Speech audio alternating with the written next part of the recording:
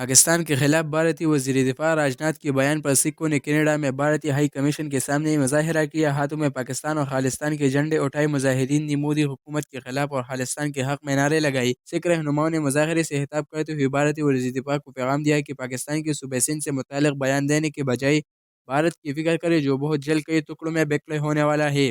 سکھ رہنماؤں کا کہنا تھا کہ بھارت پنجاب بہت جلد بھارت سے الگ ہو کر خالصتان کی ریاست بنے گا۔ بھارتی ریاست ہریانہ کے شہر روہتک میں خاتون کو ہراسانی سے بچنے پر بین الاقوامی ایتھلیٹ روہت کو قتل کر دیا گیا۔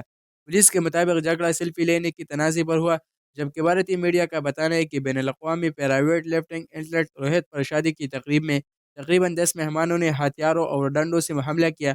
انہیں ابتدائی طور پر اسپتال منتقل کیا گیا لیکن اسپتال میں 2 روز تک زیر علاج رہنے کے بعد دم توڑ گئی۔ ذرائع کے مطابق تقریب کے دوران راہل نامی نشے کی حالت میں خواتین پر قابل اعتراض الفاظ کہنے لگا۔ روہت نے اس کے مخالف کی جس پر ابتدائی جھگڑا ہوا لیکن مہمانوں نے معاملہ رفع دفع کرا دیا۔ شادی کی تقریب سے واپسی کے دوران راہل اور اس کے ساتھیوں نے روہت کی گاڑی روک کر ڈنڈوں اور لوہے کے راڈوں سے اس پر حملہ کیا جس سے وہ شدید زخمی ہوا۔ وزیر اطلاعات پنجاب عظمیٰ بخاری کا کہنا ہے کہ امریکی کانگریس کے بعد عالمی جریدے پورس بھی مریم نواز کی کارکردگی کا معترف ہے۔ اپنے بیان میں عظمیٰ بخاری نے کہا کہ مریم نواز کا 17 پنجاب پروگرام چند ماہ میں عالمی توجہ حاصل کرنے میں کامیاب ہوا۔ مریم نواز پورے پنجاب کو اپنے گھر کی طرح صاف کر رہے ہیں۔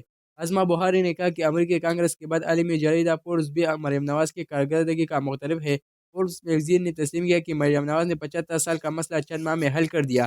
انہوں نے کہا کہ مریم نواز کے 17 پنجاب پروگرام نے شہروں و دیہاتوں کا فرق ختم کر دیا۔ پہلی صفائی صرف شہروں کے پوش علاقوں میں ہوتی تھی، اب دیہاتوں میں بھی صفائی کا اسٹینڈرڈ وہی ہے جو شہروں میں ہے۔ وزیر اطلاعات پنجاب نے کہا کہ پورس میگزین نے مریم نواز کے اقدامات اور گورننس کے ماڈل کو قابل تعریف قرار دے دیا۔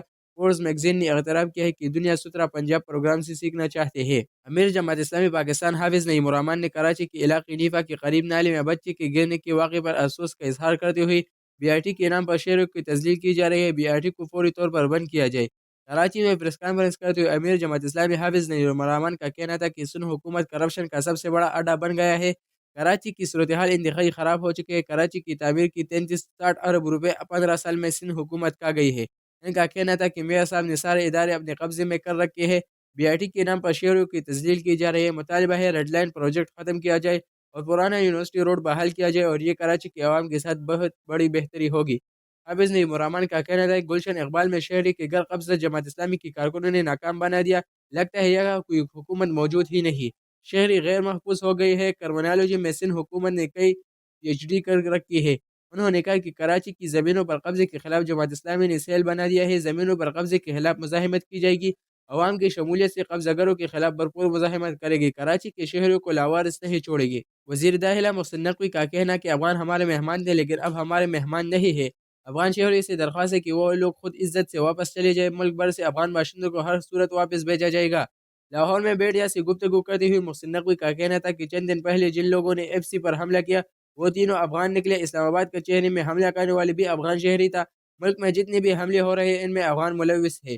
ان کا کہنا تھا کہ ملک بھر سے غیر قانونی افغان باشندوں کا انخلاء جاری ہے، غیر قانونی افغان مہاجرین کو واپس بھیجنے میں کامیاب ہو رہے ہیں، ہمیں ہر صورت غیر قانونی افغان مہاجرین کو واپس بھیجنا ہے۔ محسن نقوی کا کہنا تھا کہ غیر قانونی افغان مہاجرین سے درخواست کی کہ وہ خود عزت کے ساتھ اپنے وطن واپس چلے جائے، اگر کسی کو بھیجا گیا وہ واپس آیا تو پھر اسے گرفتار کر کے سزا دی جائے گی۔ خیبر پختونخوا میں افغان کیمپ ختم کر رہے ہیں۔ انہوں نے کہا کہ واضح طور پر پتہ ہے کہ دہشت گردی کے پیچھے کون ہے اور کون یہ کارروائی کر رہا ہے، افغان طالبان حکومت دہشت گردوں کو لگام دے۔ سینیٹر محسن نقوی کا کہنا تھا کہ تینوں صوبے سے غیر قانونی افغان باشندوں کو نکالا جا رہا ہے لیکن خیبر پختونخوا میں انہیں تحفظ فراہم کیا جا رہا ہے۔ سیاست بالکل کرے لیکن جہاں قومی سلامتی کی بات آئے وہاں کوئی صوبہ اپنے پالیسی بنا کر نہیں چل سکتا۔ ایسا نہیں ہو سکتا کہ قومی سلامتی کے معاملے پر آپ کا جو دل کرتا ہے کرے، یہ نہیں چل سکتا اور نہ اس کی اجازت دے گی۔ وزیر داخلہ کا کہنا تھا کہ سوشل میڈیا پر 90% خبریں غلط چل رہی ہے، یہ نہیں ہو سکتا کہ جو چاہے سوشل میڈیا پر چلائے، سوشل میڈیا پر غلط خبریں پر کریک ڈاؤن ہوگا۔ ان کا کہنا تھا کہ نیشنل میڈیا پر غلط خبر نشر ہونے پر پیمرا کا نوٹس ہوتا ہے، جھوٹی خبر پھیلانے والی صحافی نہیں، اظہار رائے کی آزادی ہے لیکن فیک نیوز پھیلانے کی اجازت نہیں دی جا سکتی۔ پارلیمنٹ کا مشترکہ اجلاس آج صبح 11 بجے طلب کر لیا گیا ہے۔ قومی اسمبلی سیکریٹریٹ نے پارلیمنٹ کا مشترکہ اجلاس سے متعلق نوٹیفیکیشن بھی جاری کر دیا ہے۔ قومی اسمبلی اور سینٹ سیکریٹریٹ کو انتظامات مکمل کرنے کی ہدایت دی گئی ہے۔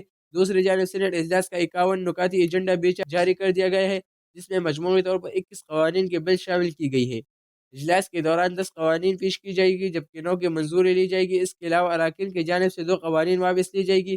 ایجنڈے میں فی کا ایک ترمیمی بل بھی شامل ہے جو اجلاس میں پیش کیا جائے گا۔ پی ایم ڈی سی ترمیمی بل 2025 اور اسلام آباد میٹرو بس سروس بل 2025 بھی سینٹ اجلاس کے ایجنڈے کا حصہ ہے۔